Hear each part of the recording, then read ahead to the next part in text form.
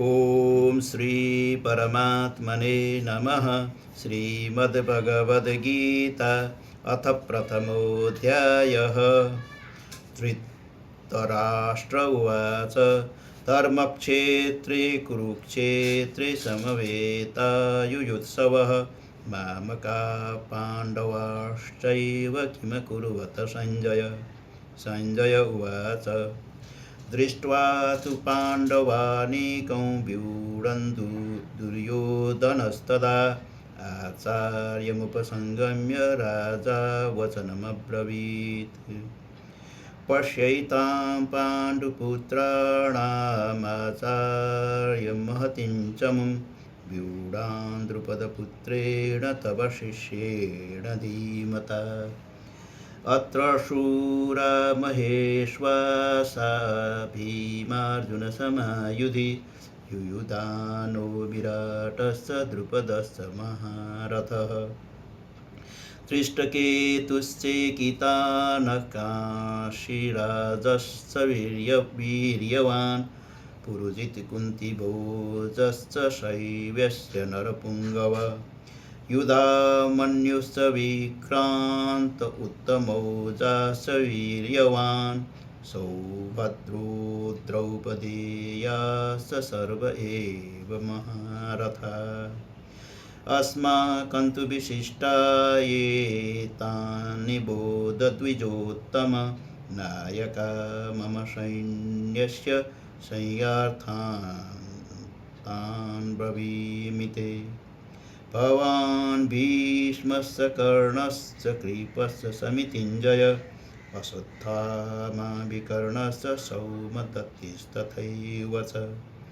अन्ये च ववशूरा मदर्थे त्यक्तजीविताः नानाशस्त्रप्रहरणाः सर्वे युद्धविशारदाः। अपर्याप्तं तदस्माकं बलं भीष्मविरक्षितं पर्याप्तं त्विदमेतेषां बलं भीमविरक्षितम्। अयनेषु च सर्वेषु यथा भागमवस्थिताः भीष्ममेव विरक्षन्तु भवन्तः सर्व एव हि। तस्य संजनयन् हर्षन् कुरुवृद्धपितामहः सिंहनादं विनोद्योच्चैः शङ्खं दद्मौ प्रतापवान्। ततः शङ्खाश्च भैर्यश्च पणवानकगोमुखाः सहसैवाभ्यहन्यन्तः शब्दस्तु मूलोऽभवत्। ततः श्वेतैर्हैर्युक्ते महति स्यन्दने स्थितौ माधवः पाण्डवश्चैव दिव्यौ शङ्खौ प्रतद्मतु। पाञ्चजन्यं ऋषिकेशो देवदत्तं धनञ्जय पौण्ड्रं दद्मौ महाशङ्खं भीमकर्मावृकोदर। अनन्तविजयं राजा कुन्तीपुत्रो युधिष्ठिरः नकुलसहदेवश्च सुघोषमणिपुष्पकौ काश्यश्च परमेश्वर शिखण्डी च महारथः दृष्टद्युम्नो विराटश्च सात्यकिश्च पराजितः। द्रुपदो द्रौपदेयाश्च सर्वशः पृथिवीपते सौभद्रश्च महाबाहो शङ्खान् दद्म पृथक् पृथक्। सघोषोर्धार्तराष्ट्राणां हृदयानि व्यदारयत् नभश्च पृथिवीं चैव तुमुलो व्यनुनादयन्। अथ व्यवस्थितान् दृष्ट्वा धार्तराष्ट्रान् कपिध्वजः प्रवृत्ते शस्त्रसम्पाते धनुरुद्यम्य पाण्डवः। ऋषिकेशं तदा वाक्यमिदमाह महीपते। अर्जुन उवाच सेनयोरुभयोर्मध्ये रथं स्थापय मेच्युत। यावदेतान् निरीक्षेऽहं योद्धुकामानवस्थितान् कैर्मया सायोद्धव्यम् अस्मि रणसमुद्यमे। योत्स्यमाना न वक्षे न वेक्षेऽहं य एतेऽत्र समागता धार्तराष्ट्रस्य दुर्बुद्धे युद्धे प्रियचिकीर्षवः। संजय उवाच एवमुक्तो ऋषिकेशो गुडाकेशेन भारत सेनयोरुभयोर्मध्ये स्थापयित्वा रथोत्तमम्। भीष्मद्रोणप्रमुखतः सर्वेषां च महीक्षिताम् उवाच पार्थ पश्यैतान् समवेतान् कुरुनीति। तत्रान् पश्यन् स्थितान् पार्थ प्रतिनत पितामहान् आचार्यान् मातुलान् भ्रातॄन् पुत्रान् पौत्रान् सखींस्तथा श्वशुरान् सुहृदश्चैव सेनयोरुभयोरपि तान् समीक्ष्य स कौन्तेय सर्वान् बन्धूनवस्थितान् कृपया परयाविष्टो विषीदन्निदमब्रवीत्। अर्जुन उवाच दृष्ट्वेमं सुजनं कृष्णं युयुत्सुं समुपस्थितं सीदन्ति मम गात्राणि मुखं च परिशुष्यति बेपथुश्च शरीरे मे रोमहर्षश्च जायते गाण्डीवं संसृते हस्तात् त्वक्चैव परिदह्यते न च शक्नोम्यवस्थातुं भ्रमतीव च मे मनः निमित्तानि च पश्यामि विपरीतानि केशव न च श्रेयोनुपश्यामि हत्वा सुजनमाहवे न काङ्क्षे विजयं कृष्ण न च राज्यं सुखानि च किन्नो राज्येन गोविन्द किं भोगैर्जीवितेन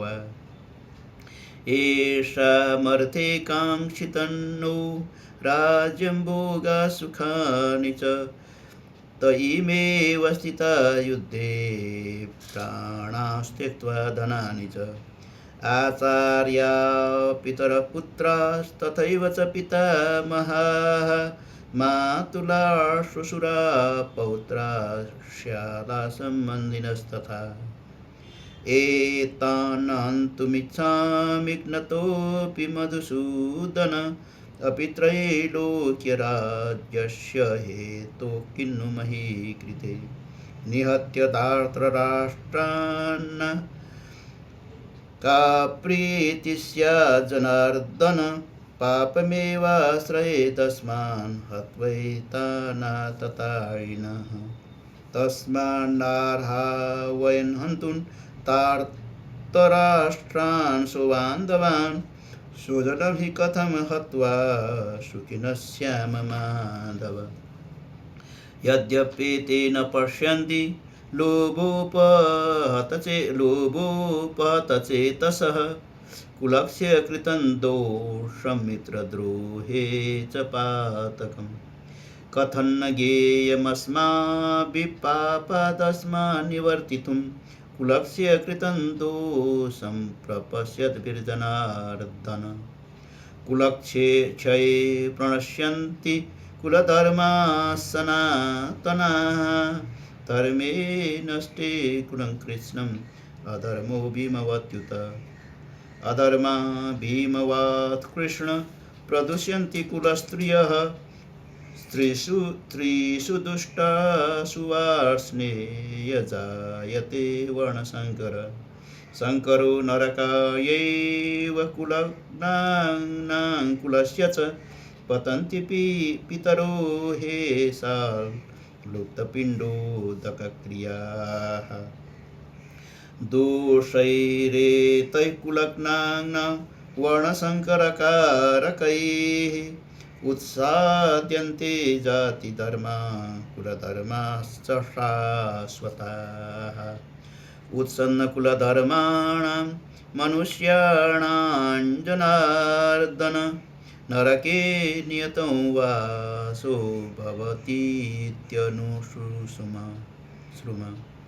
अहो वत महत्पापं कर्तुं व्यवसिता वयं यद्राज्यसुखलोभेन हन्तुं सुजनमुद्यताः यदि मां प्रतीकारम् अशस्त्रं शस्त्रपाणयः तारतराष्ट्ररणे अन्युक्तन्मे क्षमतरं भवेत्। सञ्जय उवाच एवमुक्त्वा अर्जुनः सङ्ख्ये रथोपस्थ उपाविशत् विसृज्य सशरं चापं शोकसंविघ्नमानस। ॐ तत्सदिति श्रीमद्भगवद्गीतासु उपनिषत्सु ब्रह्मविद्यायां योगशास्त्रे श्रीकृष्णार्जुनसंवादे अर्जुनविषादयोगो नाम प्रथमोऽध्यायः। ॐ श्रीकृष्णार्पणमस्तु।